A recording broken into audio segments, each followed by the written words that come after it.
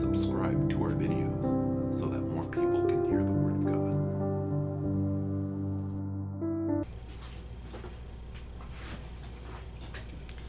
Good morning and welcome to Tuesday and welcome to 5 Minutes in the Word with God. And today we are going to look at verses 1, 2 to 5. So join me as I read along. The man's name was Elimelech. His wife's name was Naomi. And the name of his two sons were Mahlon and Chilion. They were Ephraites from Bethlehem, Judah, and they went to Moab and lived there. Now Elimelech, Naomi's husband, died, and she was left with her two sons. They married a Moabite woman, one named Orpah and the other Ruth, and they lived there for about 10 years. Both Mahlon and Chilion also died, and Naomi was left without her two sons and her husband. All right, so in the short of these 3 verses, there is an intense amount. These verses are packed with so much grief and so much sorrow. And so, but it didn't happen overnight. So basically it was sorrow upon sorrow upon sorrow. And so let's look at the first sorrow that Naomi had. So the first thing that she had was loss of community. For a Jewish woman, this was huge.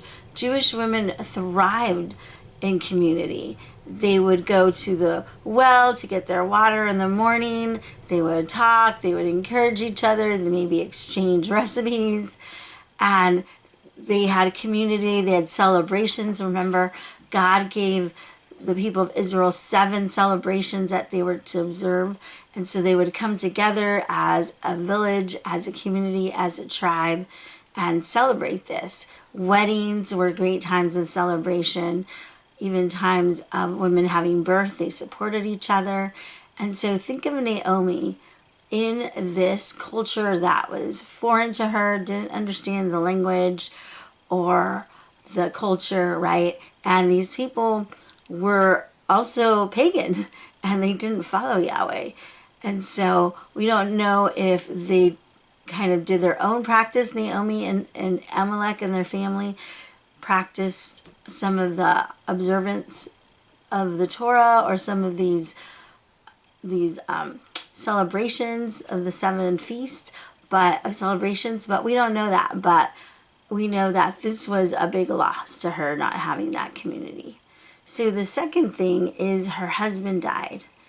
And so a widow was reduced to nothing. A widow wouldn't have protection, wouldn't have property, wouldn't have income. It's not like she can get a job. She couldn't have any land in her name. And so her only hope that at this point was at least she had 2 sons, right? At least she had these 2 sons who could provide for her and protect her. And so I've always wondered, after Elimelech died, why did Naomi stay? Why did they stay? Because they stayed 10 more years. And you also have to realize that once her husband died, the leadership of the home didn't fall to Naomi. It fell to her children. It fell to her 2 sons. And so maybe at this point, the sons enjoyed Moab. They were maybe really young when they left Bethlehem. And so maybe they said, no, we're staying here, Mom. And so she wouldn't have a say. And so this was another loss. She didn't have any autonomy. She couldn't make that decision. Maybe she was stuck in a place that she didn't want to be. And now she's lost without her husband. So the next loss was that her sons married Moabite women. And for a Jewish mom, this would be huge because they were told not to marry pagan women.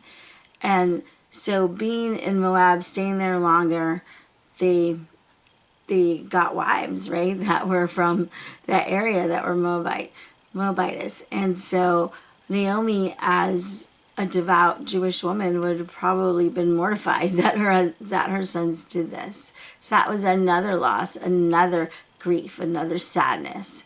And then the sadness of for 10 years, her 2 daughter-in-laws failed to get pregnant. They were both infertile.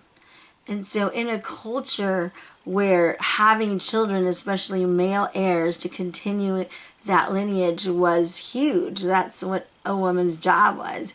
Can you imagine month after month after month the sadness and even the shame and the social, maybe ostracization from other people, and just feeling that loss of what's going to happen if my sons don't have sons to continue this lineage.